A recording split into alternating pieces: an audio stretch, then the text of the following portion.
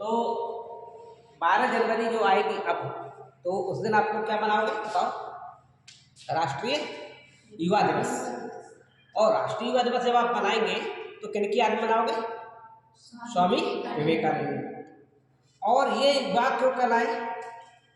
ये योगी थे बहुत बड़े, और शून्य पर जब बोलने का नौबत आई थी अमेरिका में तो नॉन स्टॉप बोले थे, और ये इसी से पूरी दुनिया में छा गए थे। तो इन्होंने कहा कि ब्रह्मचर्य का पालन कीजिए और योग का साथ लीजिए। अब हम इनके 12 जनवरी को इनका जन्म होता है, इसीलिए इनके जन्म की डेट को ही राष्ट्रीय युवा दिवस के रूप में भारतवर्ष में मनाते हैं। यानी कि एक ऐसी युवा शक्ति जो पूरे देश के सभी युवाओं को के साथ लेकर चल सकती है। इसीलिए इनकी याद में स्मार्टफोन की योजना भी चलाई है। अब इनका असली नाम क्या है? नरेंद्र जी। तो इसका बाद में नाम इनका क्या पड़ गया? स्वामी विवेकानंद जी के साथ। अब आते हैं इनके पिता का नाम क्या नाम है? श्री विश्वनाथ जी, और माता है श्रीमती भुवनेश्वरी देवी। तो ये इनका जन्म का परिचय, और कोलकाता में इनका जन्म होता है। अब आता है इम्पोर्टेंट चीज, इनकी रचनाएं क्या है?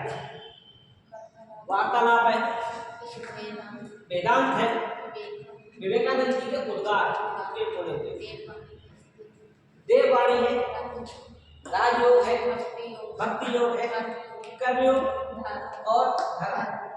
मैं आप लोगों का जो प्रैक्टिकल कराऊंगा तो एक इसमें प्रोजेक्ट बनेगा आप लोगों का, है। तो एक किताब आपको कॉपी लिखनी होगी पूरी, तो वो क्या बनाएंगे आप? सब बनाएंगे आप इसके कर्मयोग पर बनवाएंगे, ठीक है। और यहाँ पर विवेकानंद जी ने एक बात बहुत इंपॉर्टेंट कही, वो शब्द कहा, यदि शिक्षा का अर्थ सूचनाओं से होता है। यानी कि सूचना क्या है? केवल इंफॉर्मेशन के बगैर तो किसी के पास कोई बात पहुंचेगी नहीं। आपने हमने आपको जैसे बताया, एक शब्द जो बोला मैंने, शिक्षा दी, तो मैंने जो आपको बोला आप पास तक पहुंचा, लेकिन क्या ये पहुंचा? तो इसका रिटर्न भी होना जरूरी है। तो अगर मेरे पास तक सूचना का आदान और प्रदान दोनों होना जरूरी होता है। जब दोनों चीजें हो रही हैं तो ये कह रहे हैं कि ये तो सूचना हो गई, जो आना और जाना दोनों हो जाए। लेकिन ये शिक्षा का सूचनाओं से है, तो पुस्तकालय में कितनी किताबें हो गई, तो उन किताबों में सूचनाएं तो भरी हुई है। कोई भी चीज पढ़ना चाहोगे, देखो अपने आंखों से देखो और आपकी जानकारी वापस आएगी, तो सूचना तो आपको मिल गई, एक तरीके की ज्ञान मिल गया। तो संसार के सबसे संत होते हैं, इतनी बड़ी बात कही। अगर केवल किताबें, अगर संत तो कोई और लोग होते हैं, तो किताबों यानी पुस्तकालय वो संत क्यों नहीं कहा? और फिर अगर उसके अंदर जो विश्वकोश है, पूरी दुनिया का शब्दकोश जो भी है, शब्दों का भंडार जो है पूरा एक विश्वकोश कहलाता है, तो वो विश्वकोश को हम लोग ऋषि कह देते हैं, तो उसको हम लोग क्या कह सकते हैं? ऋषि कह। तो ऋषि भी नहीं कह सकते, तो इसका मतलब यह हुआ कि शिक्षा का अर्थ कुछ और है, ना तो वो खाली सूचनाएं हैं और ना ही वो केवल कोई शब्दकोश है या विश्वकोश है। तो शिक्षा का अर्थ क्या है? शिक्ष धातु से निकला, जिसका मतलब है सीखना और सीखना सिखाना कैसे पता चलेगा? हमारे जब व्यवहार में परिवर्तन हो जाएगा।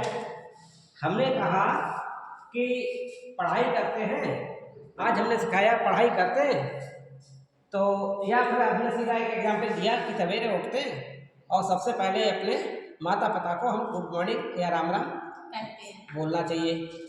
आपसे पूछा आप ऐसा करते हो? हम नहीं करते, हमें नहीं बताया। हमने कहा ठीक है आज से करोगे। अब कल को आप सोए, आज रात को सोए, सवेरे उठे और आपने सवेरे गुड मॉर्निंग बोला, राम राम बोला हमसे, है। और फिर आप कॉलेज आए, हमने पूछा कि आपने को हमने कल बताया था, तो आपने को किया? बोले का बताओ, तो गड़बड़ हो जाएगी, या आप लोग को सीखा ही नहीं, तो शिक्षा मिली का। लेकिन आपने रिप्लाई दिया यस सर, कल आपने हमसे ये कहा था पढ़ाते वक्त कि हमें अपने माता पिता के सवेरे गुड मॉर्निंग करना चाहिए, तो हमने गुड मॉर्निंग किया। तो यानी कि आपने शिक्षा प्राप्त कर ली, यानी कि हमें कैसे पता चला?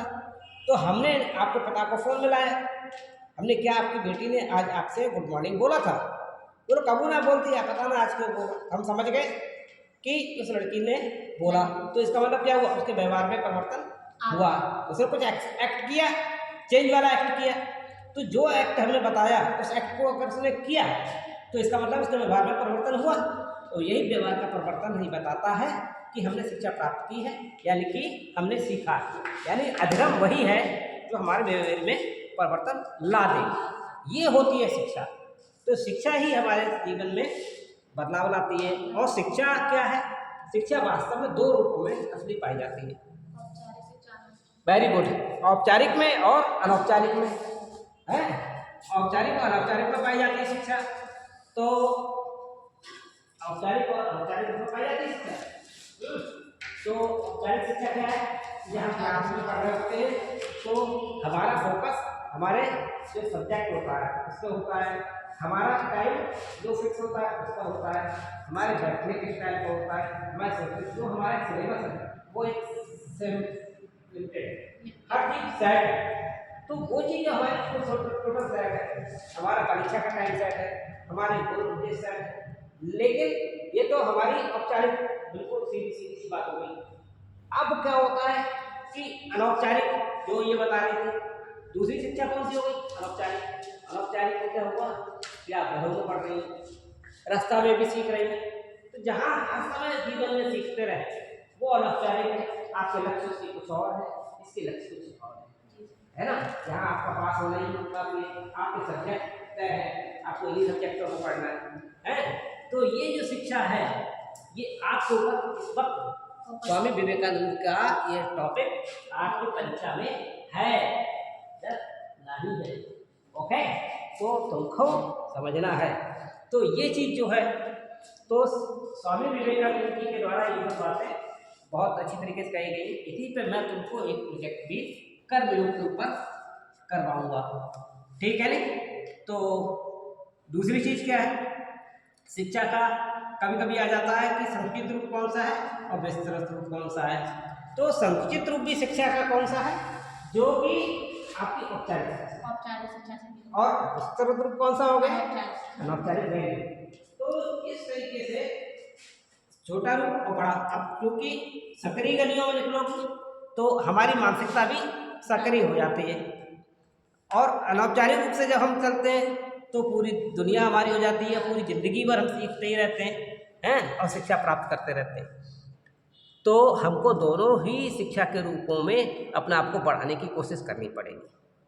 लेकिन यहाँ पर जब मैं स्वामी विवेकानंद की बात कर रहा हूँ तो ऐसा आचरण हमको अपने जीवन में उतारना पड़ेगा। लेकिन स्वामी विवेकानंद जी की मैं एक कहानी सुनाना चाहूँगा, बहुत इम्पोर्टेंट थी। स्वामी विवेकानंद जी योगी हैं, तो हम आपसे चाहते हैं आप भी योगी बने। एकाग्रता योगी की सबसे बड़ी पहचान होती है। ब्रह्मचर्य के साथ में एकाग्रता लगाओगे, शांति से बैठ के ध्यान लगाओगे, बगैर ध्यान एकाग्रता के ध्यान नहीं आता। इनका कहना ये था कि जब ये कोई चीज़ देखते थे, एक बार पढ़ा और वो याद हो गया इनको। हम लोग जब पढ़ते हैं तो हमको एक बार में वो चीज़ याद नहीं होती है, अक्सर हम 10-10 बार पढ़ते हैं उसे, बहुत अच्छी मुश्किल होती है और वो हमको कंठस्थ नहीं होती है। हम बड़े परेशान होते हैं और इसी परेशानी उलझन में ही हमारा समय भी चला जाता है और हम भी धीरे धीरे अगली क्लास में चले जाते हैं, पिछला एक्सपेरिमेंट छोड़ के चले जाते हैं। हम लोग तजुर्बा ऐसा करने की कोशिश नहीं करते हैं कि आखिर हमको क्यों नहीं सीख मिलती है, जबकि हमने इनके बारे में पढ़ा। और इनसे अगर हमने पढ़ा स्वामी विवेकानंद जी से, तो स्वामी विवेकानंद जी को पढ़ने के बाद हम उनसे कुछ सीख के आगे बढ़ें। तो आपके जीवन में ये सिलेबस में ये चीज़ जो आई है वो ये चीज़ लेके आई है कि आज हमें स्वामी विवेकानंद जी का ही अंश बन जाना चाहिए। जैसे वो बताते हैं कि वो जब पढ़ते थे, एक किताब पढ़ी, 2 किताब पढ़ी, 3 किताब पढ़ी, और जब उनसे चेक करा गया उनके जीवन के मामले में है कि एक लाइब्रेरी में से किताबें जाती थी रोज़, और उसके बाद में एक उन्होंने कहा कि क्या है महात्मा जी रोज़ाना किताबें पलटते ही रहता है या कुछ पढ़ता हुआ। तो ये चीज़ जब निकल के आई तो उन्होंने कहा कि आप किताब मंगाइए और हम ये बैठे, आप पेज पलटते जाइए, हमसे पूछते जाइए, हम बता देंगे आपको कहाँ पे क्या लिखा हुआ है। तो जब उन्होंने टेस्टिंग की, 1 किताब 2 किताब 4 किताब, कहीं से पेज निकाला, कहीं कुछ भी, और उन्होंने मैं उधार लेके एक एक चीज़ बतानी शुरू कर दी। तो ये क्या था कि उन्होंने अपने जो अनकॉन्शियस माइंड था, अवचेतन मन था, चेतन मन और अवचेतन मन की कहानी है ज़िंदगी में हमारे, हैं। अवचेतन मन में क्या होता है, जो हम लोग यहाँ पर बैठे हुए हैं, हम लोग एक दूसरे को देख भी रहे हैं तो भी हमारा वीडियो बन रहा है, और सादा वीडियो जो होते हैं इसमें हम उनको ऑन करते हैं, ऑफ करते हैं। तो इसमें हम इस फाइल अगर सादा में हम अपने क्या करते हैं, वीडियो बनाने के बाद में उसका नाम डालते हैं, टाइम डालते हैं, तब उसको हिसाब से सेव करते हैं। वरना ऐसे मोबाइल वीडियो बनाते रहे तो क्या वो हमको मिल जाएंगे ढूंढे, वो भी बहुत सारा ढेर हो जाएगा, ढूंढे नहीं मिलेगा। तो ऐसे ही हमारी मेमोरी में भी जो हम लोग पढ़ते हैं सॉफ्टवेयर में जा कर के वो डीप मेमोरी में खो जाते हैं, जब तक कि हम उनको क्या नहीं करेंगे, उनका नाम वगैरह नहीं देंगे। तो स्वामी विवेकानंद जी का कहना था कि हम जब किसी भी चीज़ को पढ़ते हैं तो हम उसको रोचकता के साथ में उसकी एक कनेक्टिविटी बना देते हैं, उसका फाइल नेम डाल देते हैं, कोडिंग डाल देते हैं, हमको वो याद रहता है।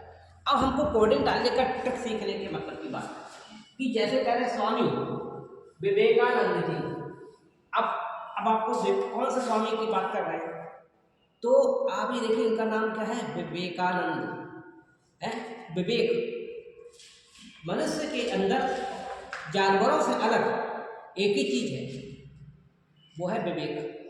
आप आए विवेक में आप हर चीज को, लॉजिक को समझ सकते हैं, और जब लॉजिक समझ के चलेंगे आप, तो यहाँ पर विवेकानंद जी हर चीज के एक लॉजिक को समझते हैं, तो वो अपने विवेक को अप्लाई करते हैं, ठीक है। और एक युवा का अगर विवेक जागृत हो जाए है तो क्या होगा कि वो कभी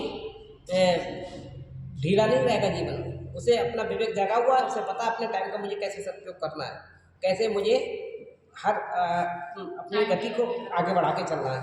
तो यहाँ पर ऐसा पुरुष कौन है जो युवाओं को आगे बढ़ा सके, तो जो विवेक को बढ़ा सके, तो कौन है विवेक वाला, विवेकानंद जी, उनका नाम ही पूरा विवेकानंद है। तो युवाओं के बारे में बात हो रही है, और कौन सी, 12 जनवरी की बात हो रही है। अच्छा, अब युवा के चेहरे पर 12 बज सकते हैं क्या, है? तो 12 नहीं बजे, इसके लिए 12 जनवरी को इनका दिवस है, समझ लो ऐसे। तो 12 जनवरी तुम लोग कभी नहीं भूलोगे, है, पहला ही महीना है साल का, उनके 12 नहीं बजेंगे युवाओं के, क्योंकि वो युवा है। तो उस दिन युवा शक्ति का दिवस है, राष्ट्रीय युवा दिवस है। तो है, तो ये डेट कैसे क्या किया, अब कनेक्टिविटी डेट में सर ने बना दिया। अब एक कनेक्टिविटी मैंने आपको बना के दी, अब इस कनेक्टिविटी के हिसाब से कभी भी हम भी पूछें राष्ट्रीय युवा दिवस का बनाया जाता है, तो सोचते रहे, अचानक बोले युवा कैसा होता है, विवेक वाला होता है। तो युवा के चेहरे पर कभी 12 नहीं बजने चाहिए, 12 बज गए तो उदास हो गया इंसान, बेकार हो गया। तो युवा तो युवा है, हमेशा युवा रहेगा, है, बुढ़ापा थोड़ी है उसमें, युवा है। तो युवा के चेहरे पे क्या नहीं बज रहा है, 12 है। तो 12 का मतलब युवा, राष्ट्रीय युवा दिवस कब मनाया जाता है, तो 12 यानी कि पहला ही महीना है। तो एक हमने कनेक्टिविटी, अब कभी भी कोई पूछे कि भैया 12 है, 16 है, 18 है कि 20 है, तो तुमको याद रहेगा, कौन सी डेट याद रहेगी, 12 तारीख याद रहेगी, है। पहली सबसे पहली बात यही है, यानी कि पहला महीना, यानी कि पहली बात यही है। अब इनका जन्म हुआ 1863 को, कब हुआ इनका, 1863 को। तो 18 तो ये है ही, है, 2 साल, यानी कि ना ये 20 में हुए ना 19 में हुए, उससे 200 साल पहले की कहानी। और 18 है, और 6 18 है। तो 18 की पुष्टि के लिए क्या किया, छक्का 3, यानी छक्का 3 याद रखना है तुमको। तो विवेकानंद जी छक्का मार गए 1800 में, यानी छक्का 3, 18 छक्का।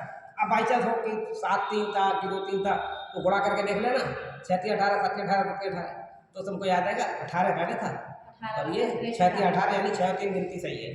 तो ऐसे आपको एक कनेक्टिविटी कुछ ना कुछ बनानी पड़ेगी, हर पढ़ाई की चीज़ को अपने पढ़ने वाली हर चीज़ को रुचि के साथ जोड़ने की कोशिश करनी पड़ेगी। जैसे तुम लोग सिलाई कढ़ाई करते हो, तो कोई डिजाइन बनाते हो, तो क्या करते हो, अपनी तुम्हारी कुछ अलग उसमें विशेषता हो, तो कुछ अपनी अलग रुचि दिखा करके कुछ अलग से काम करते हो। तो इस तरीके से अब इनकी वार्तालाप है, इनका वेदांत है। अब जैसे तुम्हें इसको याद करना है, वी और वी, वार्तालाप वेदांत और विवेकानंद जी के उद्गार। तो अब जैसे पूछा कि कौन सी तीन इनकी कृतियां हैं, तो V V V V V और वी, तो वी से वार्तालाप हो गया है, वी से वेदांत हो गया, और वी से विवेकानंद जी की बात कर रहे हो, विवेकानंद जी के उद्गार हो गए।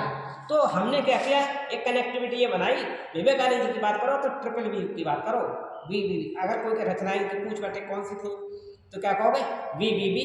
क्या मतलब, वी वी वी। हम तो बार बार जीतते रहते हैं, विक्ट्री के निशान। वी फॉर वार्तालाप, वार्तालाप करिए, वी फॉर वेदांत और वी फॉर विवेकानंद के उद्गार। तो हमको ये रचना तीनों याद होगी, बहुत आसानी से होगी, ट्रिपल वी। अब यहाँ पे आता है D R, D R, D और आर। तो डी आर का मतलब क्या है, यानी देववाणी और राजवाणी। डी से देववाणी, डी आर, डियर, डियर कहते हैं जैसे, तो V V V D R, D R, D का मतलब देवों की वाणी और राजयोग मिलेगा तुमको, देवों की वाणी बोलोगे, यानी कि देववाणी क्या है, जो हमारे हृदय को तो संतुष्टि करे, साथ में जो सुनना है उसके हृदय को भी प्रफुल्लित करे, उसको आनंद दे, ऐसी वाणी देववाणी। आप देवता वाली वाणी बोली, कभी किसी को कटु ना बोले। तो अब हमको ये किताबें इनकी याद करनी है, तो एक देववाणी और दूसरा राजयोग, तभी तो राजयोग मिलेगा, तो सब लोग सम्मान देंगे, तो यही राजयोग है। आप राजयोग का मतलब ये नहीं कि बहुत बड़े राजा बन के बैठ गए और बढ़िया माल मिल रहा, नहीं, आपको सब सम्मान दे रहे हैं, तो आपको सब बड़ा मान रहे हैं, आपको अच्छा माना, तो ये राजयोग होगा आपके लिए। और देववाणी, तो आपकी ये 5 किताबें हो गई, मान लीजिए 5 रचनाएं कैसे हो गई, वी वी वी, डियर, डियर तो है जो प्यारा होता है उसे डियर कहते हैं। और अब वी से हमने पढ़ा पहले वार्तालाप, वार्तालाप करना शुरू किया है, वेदांत, और तीसरे नंबर पे विवेकानंद जी के उद्गार। डी आर का मतलब हो गया, डियर है वो तो डी का मतलब देववाणी, आर फॉर राजयोग। अब आता है हमारे पास कितनी बची, केवल भक्ति योग, कर्म योग और धर्म योग है। तो यहाँ पे धर्म को यहाँ डाल सकते हो, ओके ओके, नमस्कार। तो अब ये चीज जो बची, यहाँ पे डी को हम यहाँ पर पहले भी डाल सकते हैं, यानी D D R, D D R, D D R का मतलब धर्म, देववाणी और राजयोग। अच्छा, अब बचा हमारा 2, बी के भक्ति योग, बी के बी कैन हम कर सकते हैं, भक्ति योग और कर्म योग। तो इस तरीके से हमारी रचनाएं हमको याद हो सकती हैं। तो बजाय हम नोट्स को बहुत सारा बनाएं, बजाय उसके हम अपने मन में कुछ ऐसा चिंतन करके कनेक्टिविटी बनाएं, तो हम विवेकानंद जी की जो शिक्षा है वो हम आसानी से प्राप्त कर सकते हैं। तो अब हम लर्न हो गया कि हम इन रचनाओं को हम याद कर सकते हैं, और हमको याद भी हो गई। तो हमारी पढ़ाई करते हुए अगर हमारा बच्चा हमारे साथ साथ याद करता चला जा रहा है, तो यही शिक्षा है। और जब याद किया हमने, तो कैसे पता चला, जब हमने उसको रिवाइज किया, पूछा, तो बच्चा उसको बहुत आसानी से बता रहा है। पहले नहीं बता पा रहा था, अब बताने लगा। पढ़ा, स्टडी किया, लेकिन उसको हमने एक कनेक्टिविटी से याद किया, एक नया ट्रिक निकालने की कोशिश की, और उससे क्या हुआ, हमारे बच्चे को वो चीज़ याद हुई, और याद हुई, हमारे व्यवहार में परिवर्तन हुआ, पता चल गया कि हमारी शिक्षा पूरी सही तरीके से चल रही है। तो गुड लक, बने रहे डॉक्टर त्रिपाठी सर के साथ, है ना।